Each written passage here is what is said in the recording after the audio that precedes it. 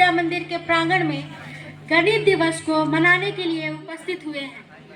गणित दिवस आखिर क्यों मनाया जाता है, आज हम इसको समझने के लिए ही यहाँ पर उपस्थित हुए हैं।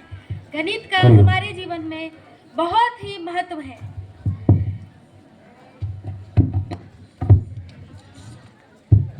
महर्षि लगध ने वेदांग शास्त्र में गणित के महत्व को बताते हुए लिखा है कि यथा शिखा मयूरा नाम नागा नाम मनियो यथा तद्वत् वेदांग शास्त्राणाम गणितम मूर्धनि स्थितम। अर्थात जिस प्रकार मोर के सिर पर कलगी होती है ना, सुशोभित होती है, सुंदर लगता है, और जिस तरह नागों के सिर पर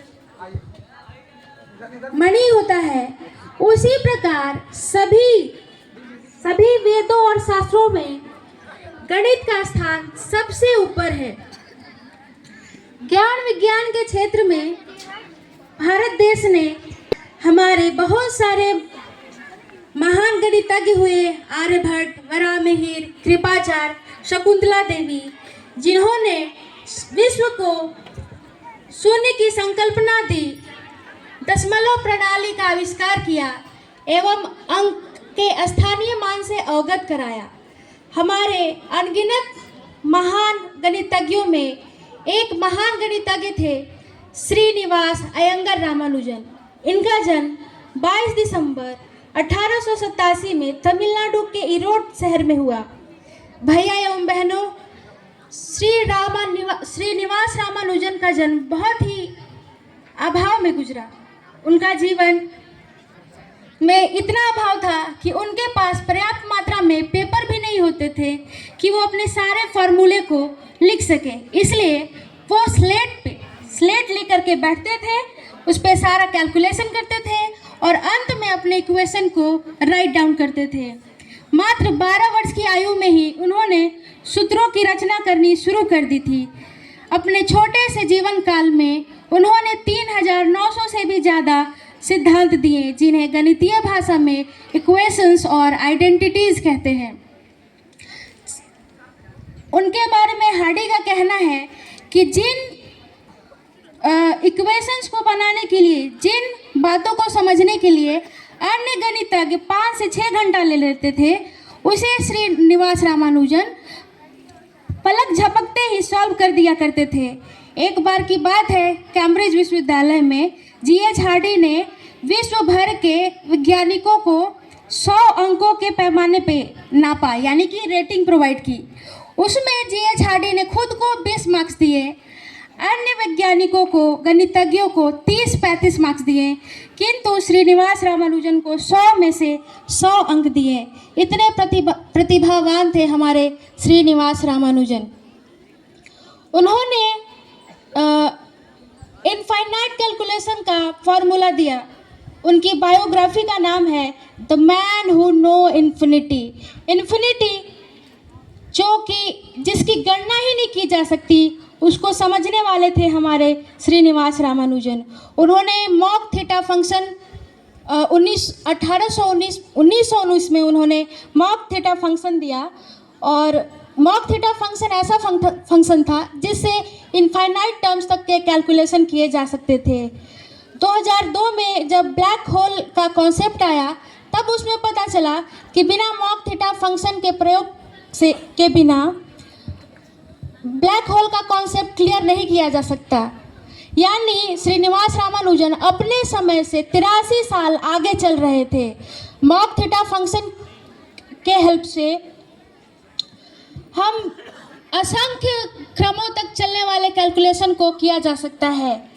कैंसर का ग्रोथ रैंडमली होता है। कैंसर के सेल कैसे बढ़ते हैं, इसको समझने के लिए भी मॉक थीटा फंक्शन का इस्तेमाल आजकल किया जा रहा है। किसी कैंसर पेशेंट को कब कितनी मात्रा में दवाई देनी है, इसका इस्तेमाल श्रीनिवास रामानुजन ने जो मॉक थीटा फंक्शन में दिया था, उस फंक्शन के हेल्प से किया जाता है।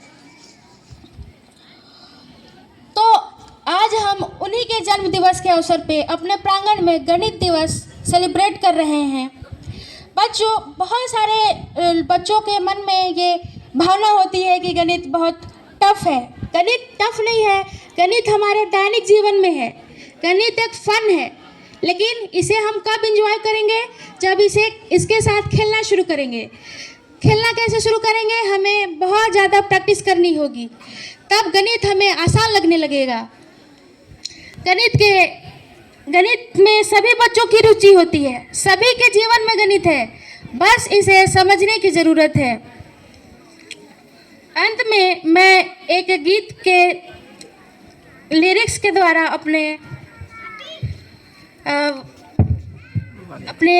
भाषण को समाप्त करना चाहूँगी।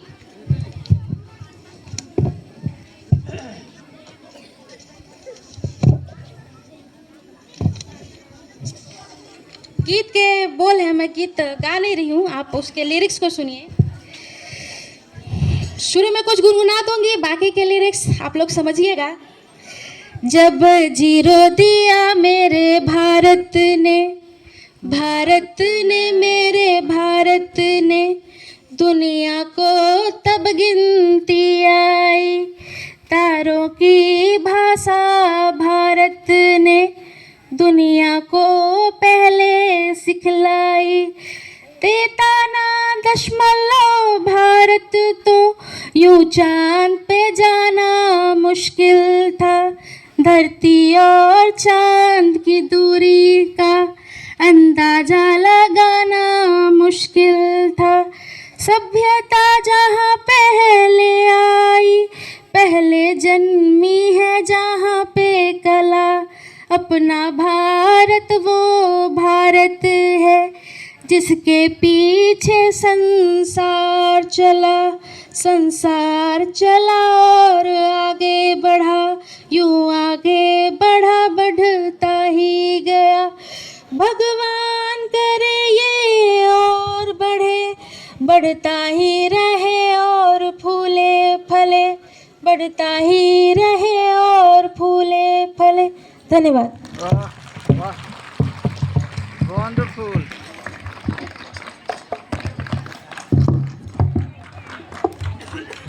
क्षमा चाहेंगी।